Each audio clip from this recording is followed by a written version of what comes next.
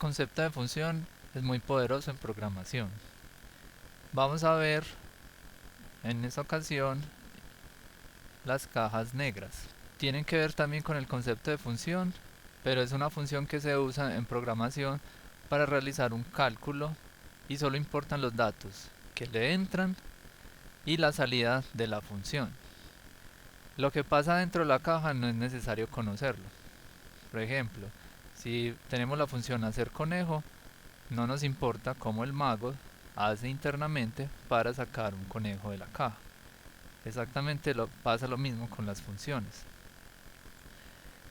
También a las funciones de este tipo, cajas negras, se les conoce como APIs o APIs, que son Application Programming Interface, y es simplemente un conjunto de funcionalidades que dispone un tercero o el creador del lenguaje de programación para que yo pueda crear soluciones con base en soluciones que ya otra gente ha creado. Por ejemplo, está YouTube, tiene su APIs, o Facebook tiene su APIs, y Java también tiene sus librerías o paquetes que con ese nombre de pronto ya lo hayan escuchado antes. Pero todo es lo mismo.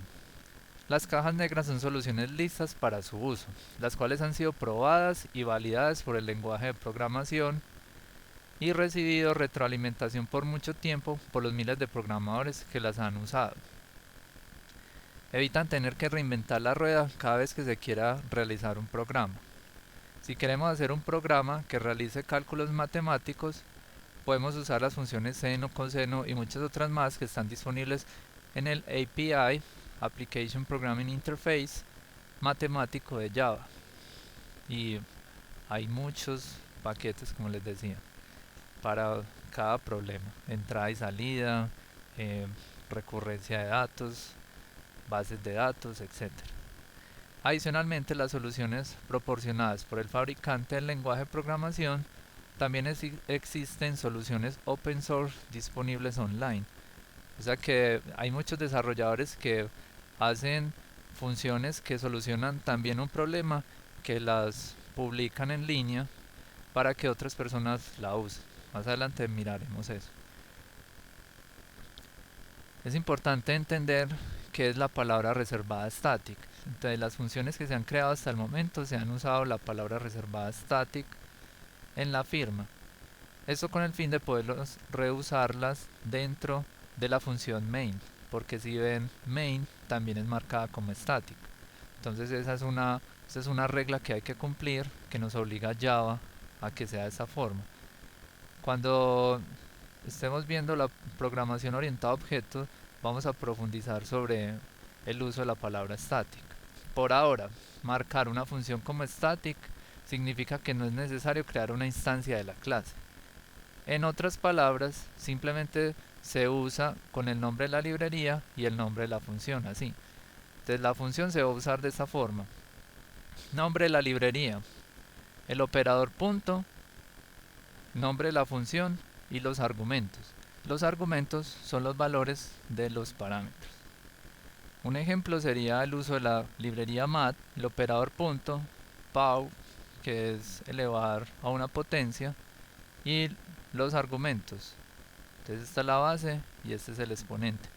Entonces se eleva 2 a la 5 usando la función pow. Algo muy importante es la vinculación de un paquete cuando sea necesario. En Java hay librerías que están disponibles para su uso directo, como es el caso de mat, donde están las funciones principales para realizar operaciones matemáticas.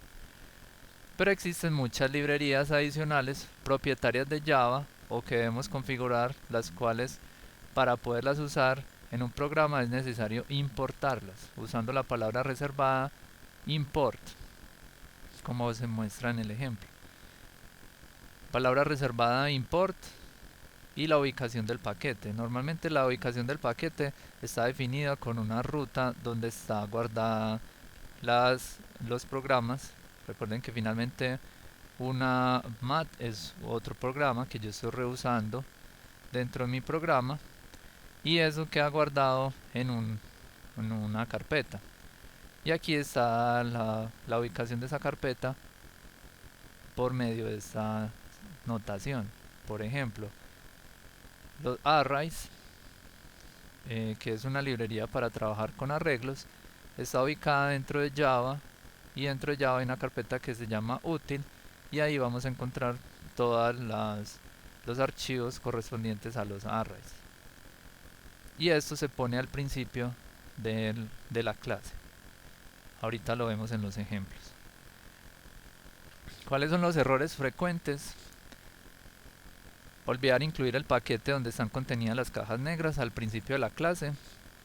Pasar los argumentos incorrectos a la caja negra. Incorrectos quiere decir diferentes tipos o menor o mayor número de argumentos. Tratar de usar una caja negra que no existe o no ha sido importada al principio del programa. Resultados inesperados al usar una caja negra por no tener en cuenta la documentación de funcionamiento. Y escribir la solución de un problema sin buscar primero en el API de Java para saber si el problema ya fue resuelto por una librería. Siempre hay que buscar primero, por eso hacía énfasis en no reinventar la rueda. Hay muchas cosas que ya están solucionadas. Y como ejercicios, se recomienda realizar un programa que ordene un array de números enteros de menor a mayor, inicialice un array de tipo boolean, cada posición con un mismo valor por defecto, compare dos arrays de tipo double y diga si los arrays son iguales. Recuerde que son iguales si las componentes son iguales. Imprima con formato de vector, o sea, siguiendo abro el corchete, pongo una coma entre cada uno y cierro corchete, un array que esté en memoria, o imprimir en orden inverso y usando el formato anterior un array de números de punto flotante. Entonces vamos a ver un ejemplo de cómo se usa la clase array y math. Vamos a crear el programa caja negra.java.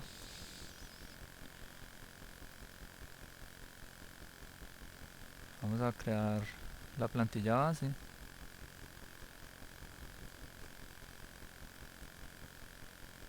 Creamos la función main. Y vamos a calcular cuánto es matpau de 2 a la 5, como poníamos en el ejemplo. Vamos a compilar.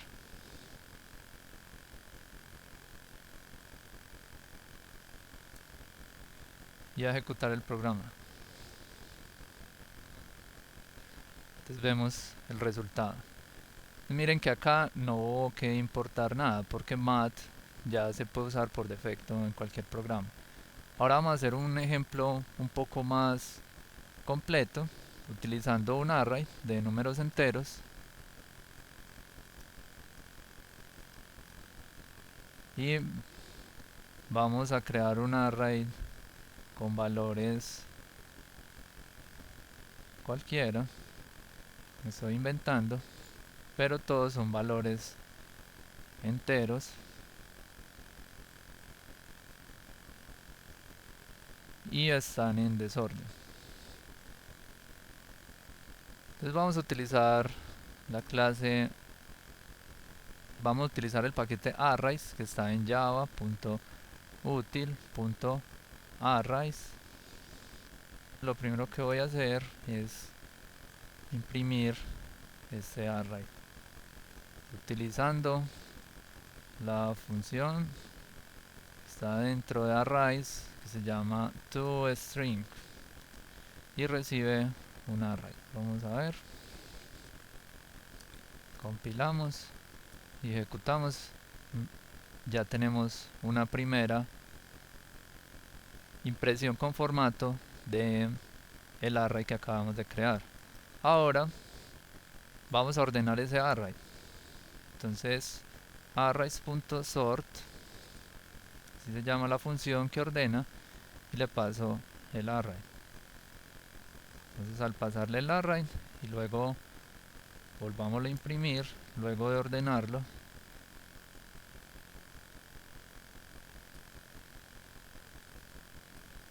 y como ven acá están ordenados los números.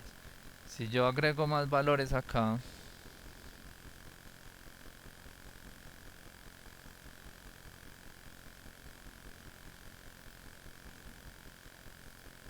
el programa igual sigue funcionando y en ningún momento tuvimos que escribir una función que me permite ordenar los números. Supongamos que quiero conocer el índice donde queda el valor, vamos a agregar un nuevo valor. Quiero buscar el 999. Entonces voy a usar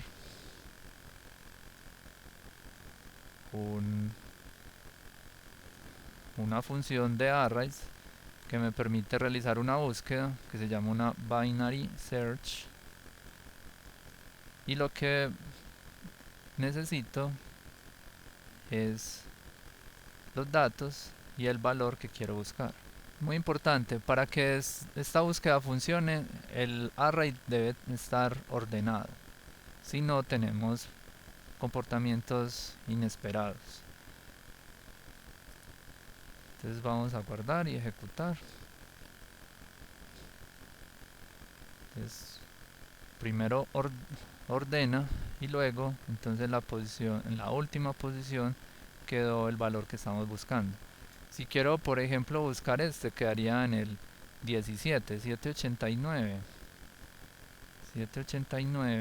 Si todo está bien, quiere decir que estaría en la posición 17. Pues miren el resultado. Esta es una forma de empezar a programar más ágil y hacerlo de una forma muy bien, porque no tuvimos que preocuparnos por el algoritmo que ordene y luego buscar dentro de ese array.